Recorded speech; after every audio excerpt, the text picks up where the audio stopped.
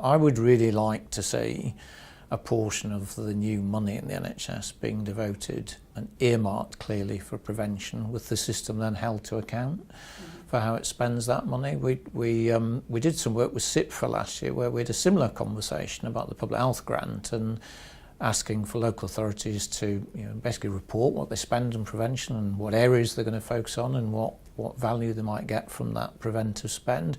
I would love to see the same sort of conversation with the NHS. But the NHS will only do ultimately what it's measured to do, and I think we've got to up the game on prevention. So my first thought is NHS England and really getting that upgrade to prevention. The second thought is I do think we still need to do a lot of work with Treasury and others to persuade them, not because they don't think prevention's a good idea, but because again the system levers need to be in place to make it happen. We talked earlier about incentives or whatever the right words are to use to get the system focused in the right direction.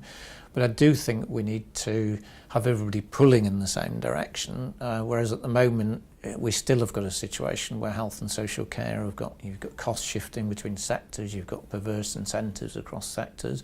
That has to be addressed, and a lot of that can only be addressed by national levers that allow local systems to then operate in a way that we want them to.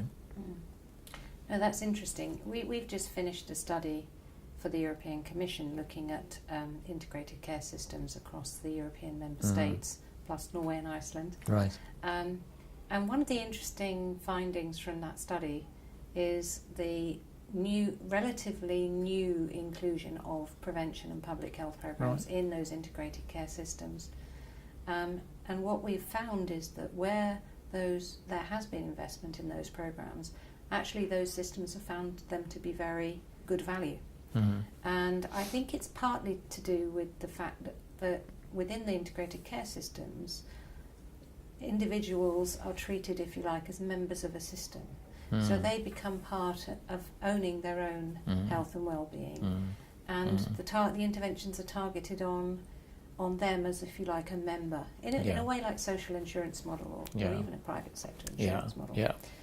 And I think somehow we have to close that loop here so that we engage the individuals, but we also engage the commissioning groups, the payers, in helping to see that population as a membership that will benefit from investment in programs that then reduce the burden on the payer later. And I think we've not got that narrative quite right. The other thing that I think the other people I think we need to convince strongly is the other government departments. Yes. We always think about prevention in the context of what can I do to reduce risk of harm, what can I do to help me live well with a condition.